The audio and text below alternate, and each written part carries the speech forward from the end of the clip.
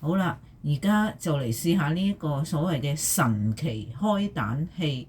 琴日姐姐試咗2隻蛋，都係失敗碎晒嘅。咁今日咧就由我嚟試啦。咁啊攞定一個碟出嚟先，就係呢一個喺拼多多度買2蚊嘅開蛋器，試下熟蛋得唔得啦？嗱，尖嗰個擺落去嘅，咁我跟足佢個做法啦，就係吸落嚟。哇！已經散咗，再擺翻好佢先。到底得唔得嘅咧？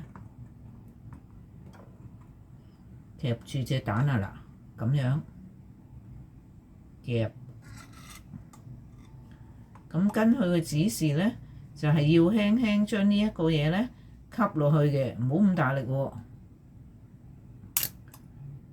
有個殼，咁我試下夾住佢離開啦。係唔得嘅，再嚟一次啊！夾落啲，試下會唔會係因為要擰咧？輕輕啦，輕輕啦，開咗係咁樣嘅喎。點解會開到隻蛋呢？完全唔知做乜，姐姐試咗2次都係唔得嘅。